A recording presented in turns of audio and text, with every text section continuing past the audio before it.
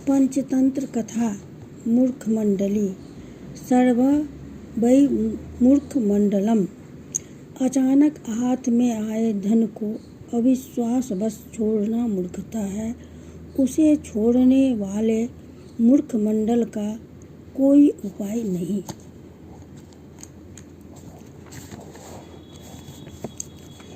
एक पर्वतीय प्रदेश के महाकाय वृक्ष पर सिंधुक नाम का एक पक्षी रहता था। उसकी विष्ठा से स्वर्ण कर्ण होते थे। एक दिन एक व्याध उधर से गुजर रहा था। व्याध को उसकी विष्ठा के स्वर्णमयी होने का ज्ञान नहीं था। इससे संभव था कि व्याध उसकी उपेक्षा करके आगे निकल जाता, किंतु मूर्ख सिंधुक पक्षी ने वृक्ष के ऊपर से व्याध के सामने ही स्वर्णकर्ण विष्ठा कर दी।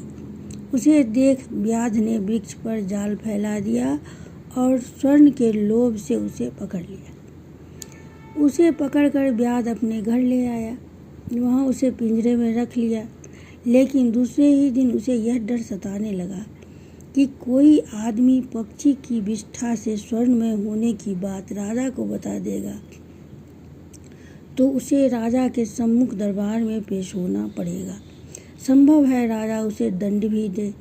इस भय से उसने स्वयं राजा के सामने पक्षी को पेश कर दिया। राजा ने पक्षी को पूरी सावधानी के साथ रखने की आज्ञा निकाल दी, किंतु राजा के मंत्री ने राजा को सलाह दी कि इस व्याध की मूर्खतापूर्ण बात पर विश्वास करके उपहास का पात्र न बने। कभी कोई पक्षी भी स्वर्णमयी विष्ठा दे सकता है, उसे छोड़ दीजिए। राजा ने मंत्री की सलाह मानकर उसे छोड़ दिया। जाते हुए वह राज्य के प्रवेश द्वार पर बैठकर फिर स्वर्णमयी विष्ठा कर गया और जाते जाते कहता गया, पूर्वांत वह बदहंग मूर्खो द्वितीय पाशबंधकः ततो राजा च मंत्री च सर्वं वै मूर्खमंडलम। अर्थात पहले तो मैं ही मूर्ख था जिसने व्याध के सामने विष्ठा की, फिर व्याध ने मूर्खता दिखलाई जो व्यर्थ ही मुझे राजा के सामने ले गया। इसके बाद राजा और मंत्री भी मूर्खों के सरताज निकले। इस राज में सब मूर्ख मंडल ही एकत्र हुआ है।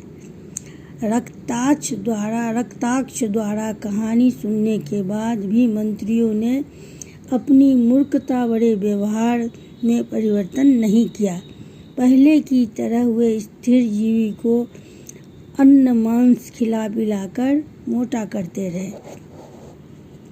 रक्ताक्ष द्वारा कहानी सुनने के बाद भी मंत्री परिवर्तन नहीं किया। पहले की रक्ताक्ष ने यह देखकर अपने पक्ष के साथियों से कहा कि अब यहाँ हमें नहीं ठहरना चाहिए। हम किसी दूसरे पर्वत की कंदरा में अपना दुर्ग बना लेंगे।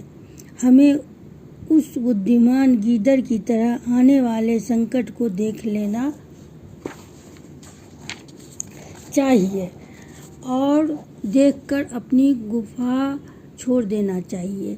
जिसने शेर के डर से अपना घर छोड़ दिया था, उसके साथियों ने पूछा, किस गीदड़ की तरह? रक्ताक्ष ने तब शेर और गीदड़ की यह कहानी सुनाई जिससे मैं गुफा बोली थी।